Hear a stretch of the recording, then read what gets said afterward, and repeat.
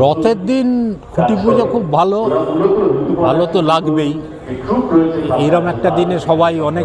এই মুহূর্তে তোমরা দেখবে বাদামতলা আসার সঙ্গে শারদোৎসবের সূচনা। এই বাদামতলা এই বছর কিন্তু 88 বছরে পদার্পণ করেছে তাদের দুর্গা উৎসবের মধ্যে দিয়ে। আর শিল্পী রয়েছেন, খুব সুন্দর একটি শিল্পী রয়েছেন, তিনি কিন্তু কিভাবে তার কাজকর্মটা চালিয়ে যাবেন সেটাও তো কিন্তু আমি তোমাদের জানিয়ে দেবো কিছুক্ষণের মধ্যেই। আর এই বাদামতলার কিন্তু একটা সূচনার জন্য একটি খুঁটি স্থাপন করা হয়েছিল, সেই খুঁটিটা কিন্তু খুবই সুন্দর, সেটা তোমরা একবার দেখে নাও, দেখেই বুঝতে পেরে যাবে। তো দেখো পুরো ভিডিওটা, আশা করি তোমাদের ভালো লাগবে। কিন্তু একটা আসার সঙ্গে রয়েছে আমাদের মনে হয় এবারে নিবেদন সকলের ভালো লাগবে, প্রত্যেকটা মানুষের মনে ছড়িয়ে যাবে। আর কিছুক্ষণের মধ্যেই তারা প্রত্যেকেই এসে পড়বেন, আমরা প্রত্যেকেই ভালোবাসার অর্থ তুলে থাকি। আমরা একটুখানি বলবো হাত ধরে।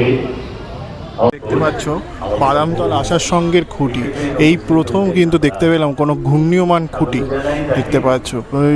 রামায়ণে শ্রীকৃষ্ণের যে কোনো অবতার সেটার এগেনস্টে মহাভারতের কিছু ওপরে কিন্তু করা হবে, খুঁটিটা দেখে মনে হচ্ছে। ঠিক আছে, আমি শিওর নই, তো আস্তে আস্তে যখন আপডেট পাবো তখন কিন্তু তোমাদের শেয়ার করব। আর এই বছর কিন্তু রয়েছে বাদামতলা আসার সঙ্গে বর্ণ ব্যানার্জি এবং পিনাকি গুহ। এই যে দেখো এখানে কিন্তু একটা ঘূর্ণীয়মান খুঁটি রয়েছে দেখতে পাচ্ছ। আর এখানে বাদামতলা আসার সঙ্গে পিনাকি গুহ এবং পল্লব জানা থিম ভাবনায় রয়েছে। 1488 বছর এবছর বাদামতলা আসার সঙ্গে, দেখা যাক কি করে। তো বেশ সুন্দর কিন্তু খুঁটিটা হয়েছে, সেটা কিন্তু এক কথায় বলা যেতে পারে বেশ অভিনব। এর আগে চেতলা অগ্রণীতে ছিলাম, চেতলা অগ্রণীর খুঁটিটাও কিন্তু বেশ সুন্দর ছিল। আর এই হচ্ছে বাদামতলা আসার সঙ্গের খুঁটি, অসামান্য। 88 বছরে মহাভারতের ওপরে কিছু একটা হতে পারে, আই এম নট শিওর। তো খুঁটিটা দেখে মোটামুটি সুদর্শন চক্র যেটা রয়েছে শ্রীকৃষ্ণের, সেইভাবেই কিন্তু এটাকে তৈরি করা হয়েছে আর কি। ঠিক আছে,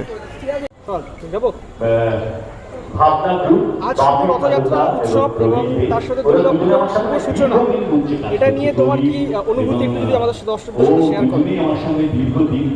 রথের দিন খুঁটি পুজো খুব ভালো, ভালো তো লাগবেই। এইরকম একটা দিনে সবাই অনেক ক্লাবে শুভারম্ভ হচ্ছে, এদেরও হয়েছে। আমার যেটা ভালো লাগছে নিজের, আমি প্রায় 22 বছর আগে এদের এখানে অনেক দিন ধরে করে গেছি, 1999 সাল থেকে 2004 অবধি। এতদিন পরে সে একই রকম একটা জায়গায় এসে কাজ করলে যেটা হয়, একটা নস্টালজিক ফিলিংস হচ্ছে। আমার মনে হয় কাজটা এবারে যেরকম হবে, পুরনো যেহেতু অনেক কিছু মাথায় ঘোরে আর কি, স্মৃতিগুলো, সেগুলো মিলিয়ে এলাকাবাসী এবং আমার মনে হয় আপামর কলকাতাবাসীর ভালোই লাগে। কোথাও কি পুরনো কলকাতার টাচ থাকছে? না, পুরনো কলকাতার ওপর কোনো কিছু আমার খুব একটা ভাবনার মধ্যে নেই।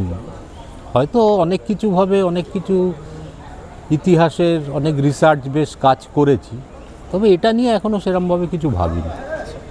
তো দক্ষিণ কলকাতায় বাদামতলা আসার সঙ্গে তোমার কাছে একদম পরিচিত, তুমি কাজ করে গেছো, অনেক বড় একটা পুজো। এবছর এত বছর পর আবার ফিরেছো, তোমার কি মনে হচ্ছে, কতটা তোমার প্রেশার লাগছে এই মুহূর্তে? নতুন প্রজন্মের সাথেও একটা পাল্লা দেওয়ার ব্যাপার থাকে, সেগুলো সব? না রে, আমার আর সেই বয়সটা নেই, এই প্রেশারের বয়সটা কেটে গেছে।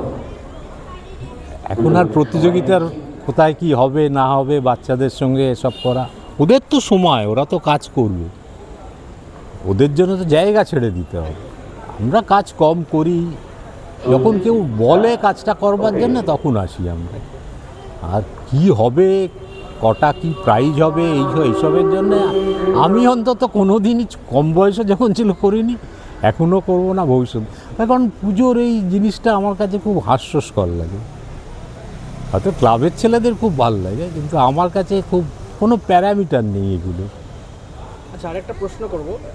রিসেন্টলি আমরা দেখতে পাচ্ছি পালা বদলের পরে এখন দেখা যাচ্ছে দুর্গাপুজোর বিভিন্ন যে সমস্যা একটু দাঁড়াচ্ছে বা ভালো মনে মিলিয়ে মিশিয়ে, তুমি একজন শিল্পী হিসেবে এটাকে কীভাবে দেখছো? প্রথমত আমি নিজেকে শিল্পী বলি না, 1 নম্বর। আর্ট কলেজ থেকে পাশ করলেই সবাই শিল্পী হয় না। আর দ্বিতীয়ত, পালা বদল করবার জন্যই দুর্গাপুজো। যখন ওষুধদের বিরাট অনেক কিছু হয়েছিল, তখন দেবী দুর্গা আবির্ভূত হয়েছিলেন ওই জন্য। পালা বদলের জন্য যে অনুষ্ঠান, সেটাই দুর্গাপুজো।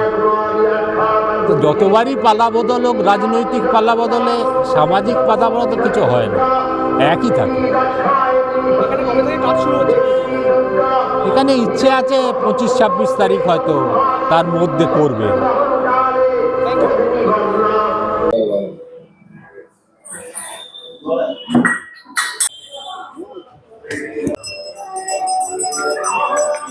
হয়েছে, এখন আমারটা নেবে তা না।